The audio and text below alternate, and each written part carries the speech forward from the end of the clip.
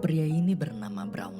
Dia adalah seorang arkeolog atau peneliti benda-benda kuno bersejarah. Siang itu, Brown sedang dalam perjalanan naik perahu menuju suatu pulau pedesaan di Inggris. Sesampainya di sana, dia langsung naik sepeda mengunjungi rumah salah satu orang terpandang bernama Nyonya Pretty, lalu bernegosiasi tentang urusan pekerjaan. Nyonya Pretty ini adalah janda kaya satu anak. Dulu suaminya yang seorang jenderal militer gugur saat Perang Dunia I. Nyonya Pretty memanggil Brown untuk meminta tolong menggali bukit-bukit misterius di tanahnya yang dia yakini pasti terdapat benda peninggalan sejarah. Ketika melihat kondisi tanahnya, setelah dianalisa, Brown yakin di sini pasti terkubur suatu peninggalan bersejarah. Kurang lebih berasal dari masa peradaban bangsa Viking. Saat kembali berdiskusi di rumah, Brown meminta Nyonya Pretty menyewa 2 orang untuk membantunya menggali agar pekerjaan bisa cepat selesai. Di tengah obrolan, anak Nyonya Pretty bernama Robert datang. Robert yang juga menyukai dunia arkeolog pun langsung akrab dengan Brown. Keesokan harinya, proyek penggalian dimulai. Hari demi hari, Brown bersama 2 penggali terus berusaha menggali bukit. Hingga akhirnya dia menemukan sepotong kayu lapuk. Tak lama kemudian 2 petugas utusan dari museum kota datang. Mereka berdua kaget melihat benda sejarah temuan Brown tersebut. Tapi waktu salah satu petugas membantu mengangkat, potongan kayunya hancur. Dengan frustasi, Brown pun pergi menenangkan diri. Di rumah, Nyonya Pretty sedang menjamu 2 tamu utusan museum kota tadi. Saat Brown datang, dia memberitahu Nyonya Pretty bahwa analisanya selama ini salah. Berdasarkan tingkat kelapukan kayu tadi, Brown yakin usianya pasti jauh lebih tua dari peradaban bangsa Viking, yaitu peradaban Anglo-Saxon.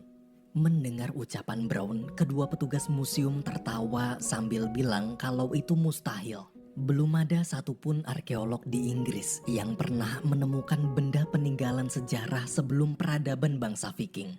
Daripada menggali tanah di sini tanpa kepastian, mereka menawarkan lebih baik Brown membantu proyek penggalian di tempat lain yang jauh lebih penting. Tapi karena tak ingin mengecewakan Nyonya Pretty, Brown menolak tawaran tersebut. Besoknya seperti biasa, tiap bulan Nyonya Pretty selalu mengunjungi makam suaminya. Namun sepulang dari makam, dia terlihat menahan sakit di dadanya. Tak lama kemudian, dokter pun datang memeriksa. Selesai diperiksa, dokter memberi daftar obat serta menyuruh agar Nyonya Pretty jangan terlalu banyak pikiran. Keesokan harinya, Nyonya Pretty memeriksa proyek galian. Karena kondisi tanah galian tak stabil, Brown melarang Nyonya Pretty terlalu dekat. Namun ketika Brown sedang menjelaskan hasil analisa terbarunya, tiba-tiba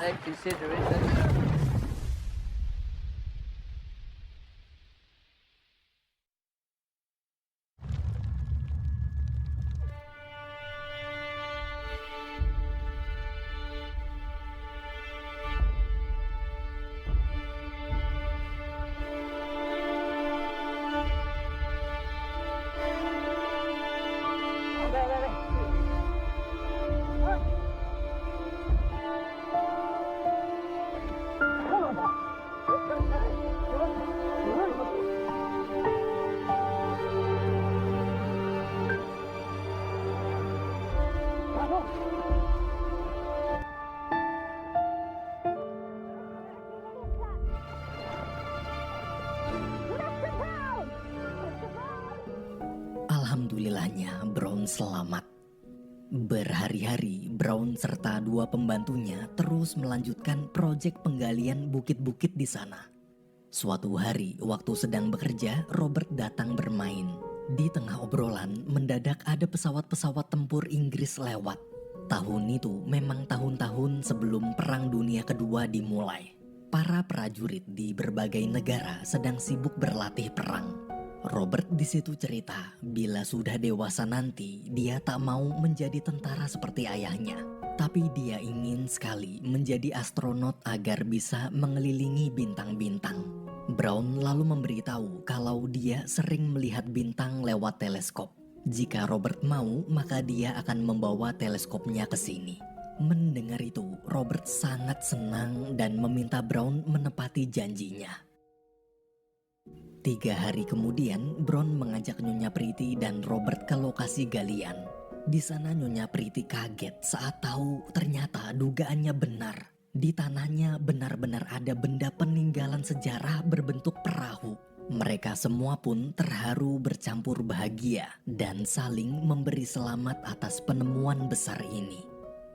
Sorenya setelah seharian menggali, pelayan Nyonya Pretty memberitahu kalau ada seorang tamu sedang menunggu di kamar. Jadi selama bekerja, Nyonya Pretty memfasilitasi Brown kamar di tempat para pelayan.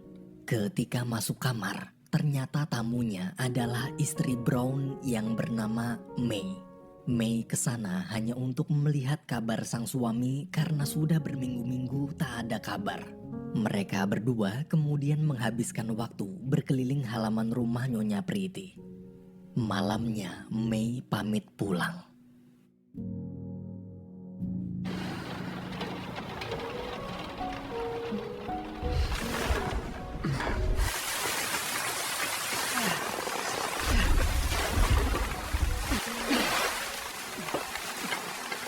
Di tengah derasnya hujan, Brown hampir terpeleset. Beruntung sepupu Nyonya Pretty yang bernama Rory datang tepat waktu. Selesai menutup perahu, sambil berteduh, Rory memperkenalkan diri dan menjelaskan kalau dia kesini karena diminta Nyonya Pretty membantu proyek penggalian ini untuk mengambil foto-foto dokumentasi. Paginya terlihat Nyonya Pretty sedang pergi ke rumah sakit kota London. Setelah menjalani pemeriksaan, dokter menjelaskan bahwa penyakit jantung Nyonya Pretty semakin memburuk. Ternyata selama ini Nyonya Pretty menderita penyakit jantung kronis. Dokter bahkan memvonis umurnya tak akan lama lagi. Siangnya di tempat penggalian, petugas Museum Nasional datang. Melihat perahu temuan Brown, semua orang kagum. Dengan songong, seorang arkeolog perwakilan Museum Nasional yang bernama Philip bilang kalau tugas Brown telah selesai. Atas nama negara, mulai sekarang dia akan mengambil alih proyek penggalian ini. Melihat kesongongan itu, Brown cuma bisa istighfar. Waktu ingin konfirmasi ke Nyonya Pretty, pelayan rumah melarangnya masuk karena Nyonya Pretty sedang tak bisa diganggu. Bukannya pergi, Brown malah masuk lewat pintu samping. Saat bertemu, Brown bertanya apa yang para petugas itu katakan sampai Nyonya Pretty yang tadinya ingin menyelesaikan sendiri proyek ini tapi tiba-tiba jadi diserahkan ke negara. Namun akibat kondisinya masih lemah, Nyonya Pretty menyuruh pelayan membawa Brown keluar. Keesokan harinya, karena kini Philiplah ketua proyek, dia berkata jika masih mau kerja, Brown bisa membantu menggali tapi tanpa boleh menyentuh perahunya lagi. Brown yang tak terima pun lebih memilih berhenti. Di jalan pulang, dia bertemu Robert. Saat Robert bertanya mau kemana, dengan sedih, Brown menjawab dia mau pulang dan tak akan kembali ke sini lagi. Robert lalu buru-buru mengambil sepeda kemudian mengejarnya.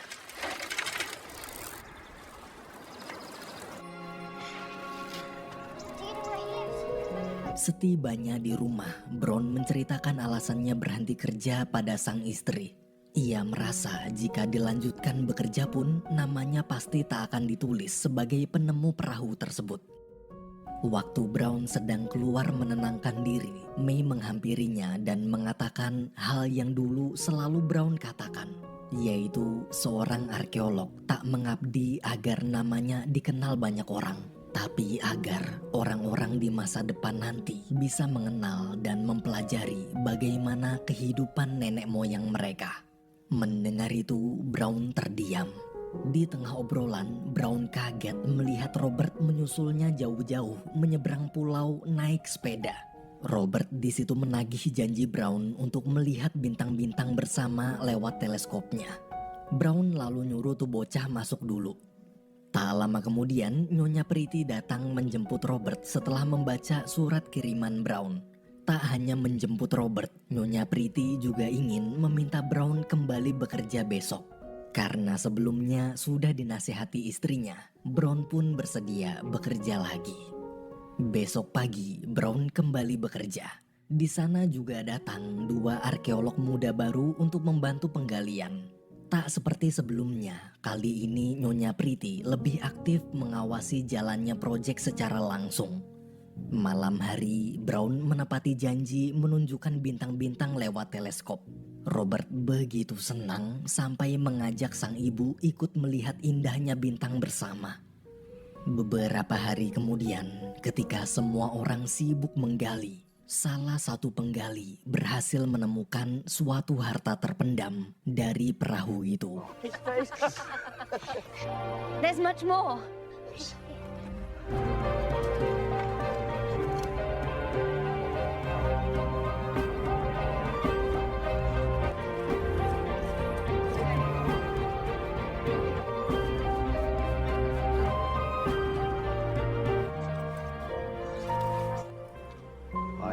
Analisa Brown tepat.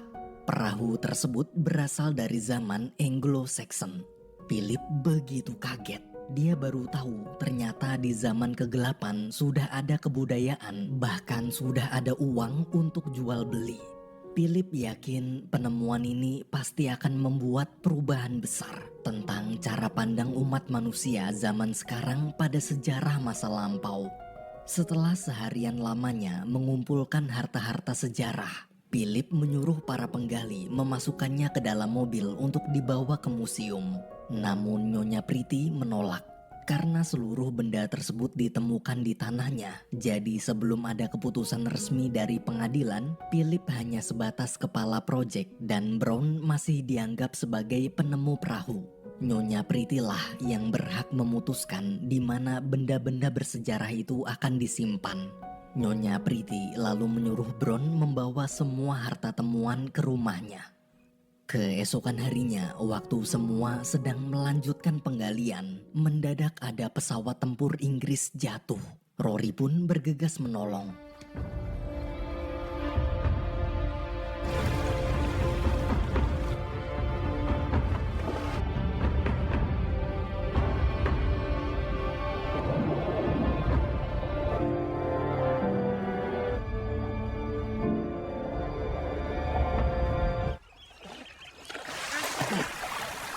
This war will be fought in the air. Pilot tak bisa diselamatkan. Rory sangat terpukul. Malam hari di rumah, penyakit Nyonya Pretty mendadak kambuh. Salah satu penggali wanita pun segera membawanya ke kamar. Meski sangat kesakitan, Nyonya Pretty menolak dipanggilkan dokter. Robert yang tak sengaja melihat dan mendengar rintihan sang ibu langsung berlari pergi dari sana. Di luar dia menabrak Brown. Perasaan Robert bercampur aduk. Sambil menangis, dia marah pada dirinya sendiri karena merasa gagal. Dulu semenjak sang ayah meninggal sebagai anak laki-laki satu-satunya, semua orang seakan seperti menyuruhnya menjaga ibunya. Robert kemudian cerita tentang penyakit jantung sang ibu yang beberapa hari lalu tak sengaja dia dengar waktu dokter memeriksa ke rumah. Dan dia juga tahu usia ibunya sudah tak akan lama lagi. Brown di situ kaget. Meski ingin sekali membantu, tapi dia tak bisa berbuat apa-apa. Dia hanya orang asing yang tak boleh ikut campur masalah keluarga orang lain. Brown hanya bisa menenangkan kemudian menyuruh Robert kembali tidur. Di bar saat Philip bersama para penggali sedang menikmati malam, musik di radio bar berganti menjadi sebuah berita duka. Dalam berita itu disebutkan bahwa kini Jerman baru aja membombardir Polandia. Pagi harinya Rory pamit ke Nyonya Pretty. Waktu Nyonya Pretty bertanya mau kemana, Rory menjawab kalau dia terpilih untuk ikut wajib militer membela negara ke medan perang. Mendengar itu Nyonya Pretty shock. Dia meminta Rory berjanji agar pulang dengan selamat karena mungkin nanti hanya tinggal Rory lah satu-satunya keluarga yang Robert miliki bila Nyonya Pretty sudah meninggalkan dunia ini. Besoknya dari hasil keputusan persidangan, hakim menyatakan bahwa fosil perahu sepenuhnya adalah hak milik Nyonya Pretty.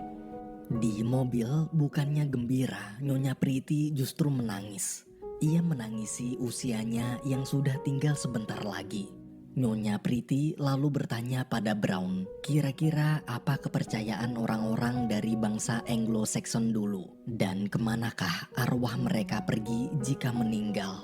Brown menjawab, bangsa Anglo-Saxon adalah bangsa yang selalu berlayar dari ujung bumi mengarungi samudera seumur hidup mereka. Jadi mungkin kepercayaannya adalah mereka ingin berlayar sampai ke bintang-bintang. Bila ketika masih hidup tak sampai, maka mungkin setelah mati arwah mereka akan terbang menuju bintang.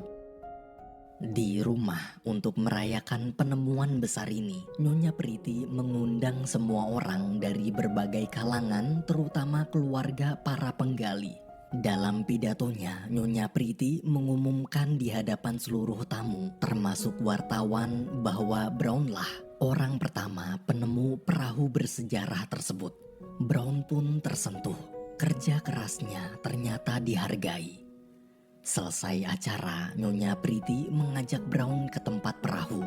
Di sana Nyonya Pretty mengatakan kalau dia akan memberikan harta-harta temuan dari perahunya ke Museum Nasional sebagai hadiah agar lebih banyak masyarakat yang bisa melihat. Mendengar keputusan itu, Brown tak keberatan. Brown lalu berkata, karena sekarang perang dunia akan dimulai, pihak Jerman pasti akan membombardir Inggris, dan agar tak hancur, lebih baik perahunya dikubur kembali hingga perang selesai. I've seen a lot of change, been through a lot of Malamnya pain. sebelum Some dikubur, things are Robert not the mengajak sang ibu same ke as they perahu were a untuk year ago. berimajinasi bersama. But all Robert be menjadi okay. mahkota I yang move akan on each and mengantarkan every perahunya day. berlayar The past is where it stays. Meski Way tahu back a year usianya ago. tak lama lagi, dia berusaha tak I've changed for the better this time. Malam itu, I thought I would never be fine. menghabiskan waktu I strive just to say I'm alright. mereka. And for the first time in a long time, I'm alright. This morning, I've seen a the lot of British ambassador in change, Berlin been through a lot of ended the German pain. government Some things are not the finding the same as they stating were a that year unless ago. we heard from them But all by be the 11th of okay. I move August, on they each were and not every there day. at once to The withdraw past their is where troops it from Poland. stays. Way They back a stated year war ago. would be just finished. I have to tell you now that no such undertaking is possible, and that consequently this country is at war with Germany. You can imagine.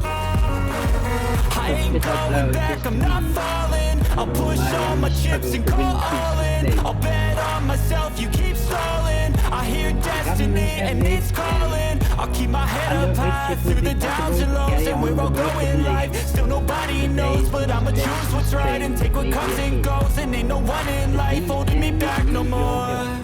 I've seen a lot of You may be taking your change, part been in fighting through a lot of pain. or as a volunteer Things are in not one the of the branches of civil same as defense. they were a year ago. If so, you will All report for be duty okay. in accordance I with the move on each instructions and every day. It is The of past vital is where importance it that you carry on stays. with your Way job. back a year ago.